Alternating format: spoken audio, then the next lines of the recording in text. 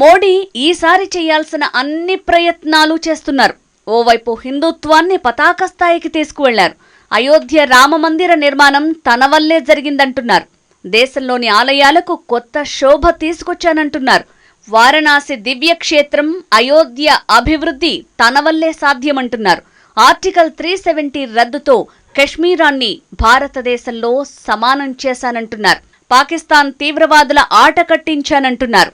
ప్రపంచంలోనే అభివృద్ధి చెందుతున్న దేశాల సరసన భారత్ను చేర్చుతానంటున్నారు. వచ్చే 5 ఏళ్లలో ప్రపంచ ఆర్థిక వ్యవస్థల్లో ఇండియాను 3వ స్థానంలో కూర్చోబెడతానంటున్నారు. అంతేనా, ఈసారి ఎన్నికల్లో గెలిస్తే పేదలకు పూర్తిగా అండగా ఉంటానంటున్నారు. ఓవైపు అభివృద్ధి, మరోవైపు సంక్షేమం రెండూ తనతోనే సాధ్యమంటున్నారు. మోడీ గ్యారంటీ ఇచ్చాడంటే అమలు చేసి తీరుతానంటున్నారు. అంతేనా, 1 నేషన్ 1 ఎలక్షన్ అంటూ ఎన్నికలకు ముందు ఇచ్చిన నివేదిక వచ్చే ఎన్నికల్లో స్పష్టమైన ప్రభావం చూపించే అవకాశం ఉంది. మోడీ సర్కార్ వచ్చే ఎన్నికల్లో 350 స్థానాల్లో గెలిస్తే ఏం జరుగుతుందోనని ప్రజల్లో ఉన్న ఆందోళనను వివిధ వర్గాలు ఎలా ప్రమోట్ చేస్తాయన్నది చూడాల్సి ఉంది. ఇక సిఏఏ చట్టం అమలు ద్వారా ముస్లిం వర్గీయుల్లో ఉన్న ఆందోళనలను తగ్గించకపోగా వారందరూ కూడా ఏకమయ్యేలా చేస్తోందన్న అభిప్రాయం ఉంది. అయితే ఇవన్నీ ఈ ఎన్నికల్లో బీజేపీకి సానుకూలతను తీసుకొస్తాయా, లేదంటే ప్రమాదంలోకి నెట్టేస్తాయా అన్నది చూడాలి. రాజకీయ పార్టీల ఆలోచనలన్నీ కూడా ఓట్లు, నోట్లు, సీట్ల చుట్టూ పరిభ్రమిస్తుంటాయన్న విషయం మనందరికీ తెలుసు. సాధారణంగా ఎన్నికల్లో చాలా మంది ఓటర్లకు తాము ఎవరికి ఓటు వేయబోతున్నాం అన్నది చాలా ఆలస్యంగా నిర్ణయం తీసుకుంటారట. ఇది centre of the study of development societies CSDS ప్రచురించిన నేషనల్ ఎలక్షన్ స్టడీస్ నివేదికల ద్వారా నిర్ధారణ అయ్యింది. భారతదేశంలో 25% నుంచి 30% మంది ఓటర్లు తాము ఓటేసే రోజున లేదా ఎన్నికలకు 2 రోజుల ముందు ఎవరికి ఓటు వేయాలో నిర్ణయించుకుంటారట. ఇది అనాదిగా జరుగుతున్న వ్యవహారం. అంటే చివరి వరకు ఏ నిర్ణయం తీసుకొని ఓటర్లు కూడా చాలా మందే ఉంటారనేది వాస్తవం.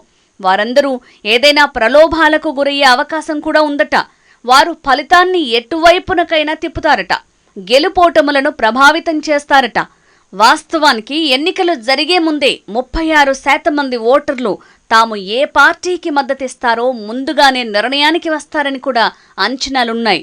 అభ్యర్థులను ఖరారు చేసిన తరువాత 12% మంది తాము ఎవరికి ఓటేస్తారో నిర్ణయించుకుంటారట.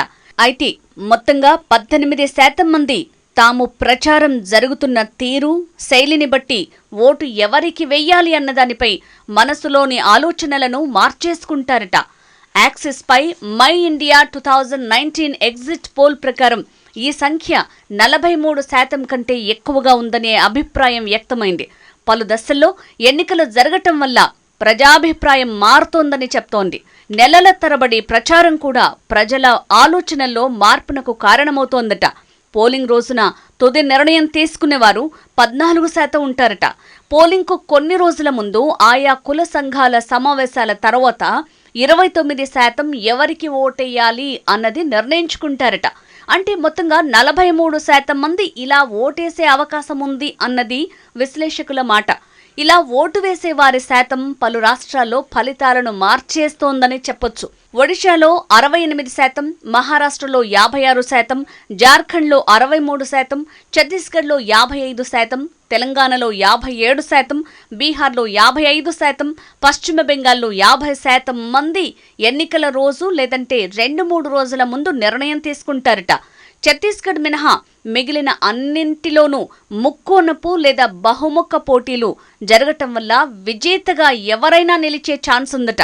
ఈ రాష్ట్రాలన్నింటిలో కనీసం సగం మంది ఓటర్లు ఏ పార్టీకి ఓటెయ్యాలి అన్నది చాలా ఆలస్యంగా నిర్ణయిస్తారట.